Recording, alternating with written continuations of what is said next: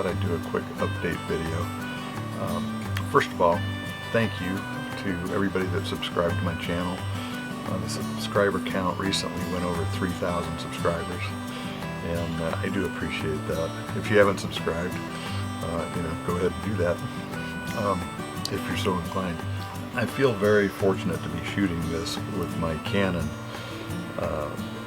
Rebel T6i, I think is the official nomenclature of the camera, but there's a little bit of a story behind that. As we were preparing to leave New Mexico, I wanted to get one more day in fly fishing on the San Juan River. And somebody had told me that I could fish the BLM part of the river, even though New Mexico had closed all of the access to it in the state park that they control. And the area that they control of the river, the vast majority of it is a special area that has special rules. So I had been fishing downstream of that, where the rules are more relaxed. You can keep 5 fish. You don't have to you can use your normal flies. You don't have to worry about hooks or anything being barbless. But in the area that the BLM controls, it's up further, and the state has designated that as a special trout area, and it makes it just incredible fishing. But the rules are that you, number one, you can't keep fish. It's catch and release only. And number two, you have to use barbless hooks.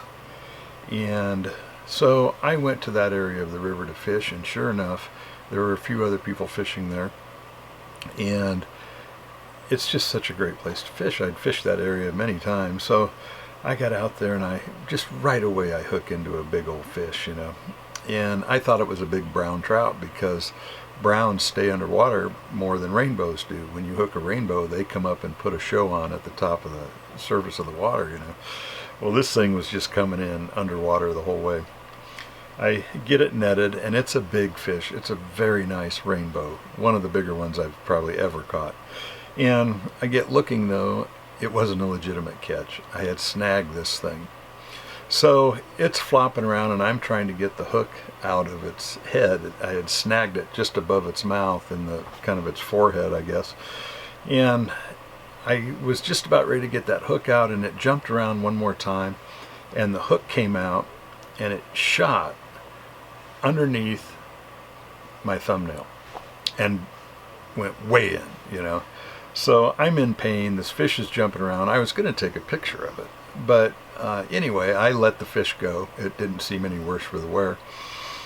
And then I went to remove that hook and realized that I had been in violation of the law, and I had used a barbed hook. And they're very small hooks that you use in the San Juan, very small flies, and it's hard for me to even see whether the barb is gone or not, But anyway,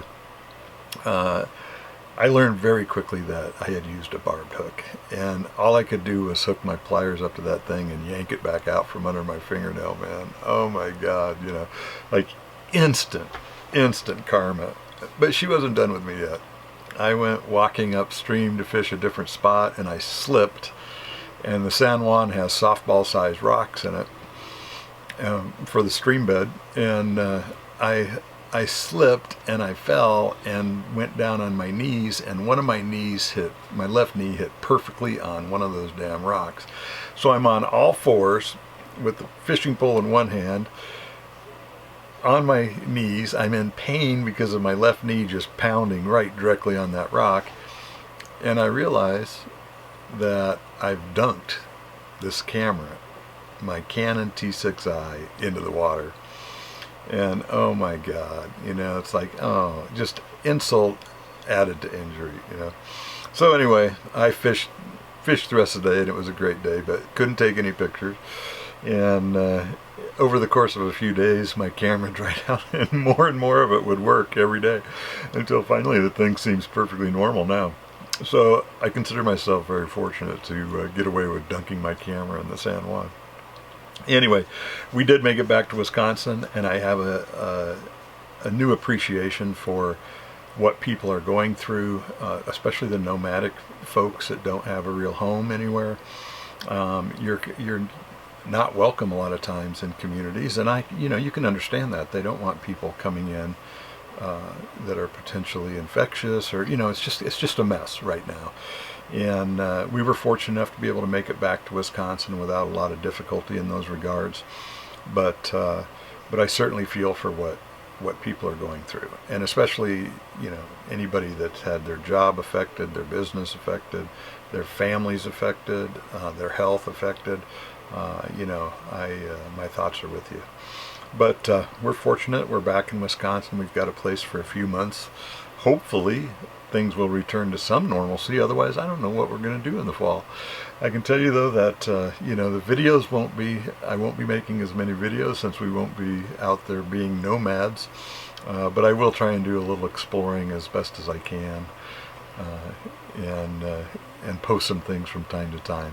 In the meantime, I hope that you're all staying safe and everybody is well, and that things are going as well as they could possibly go for you. Anyway, thanks for watching. Bye-bye.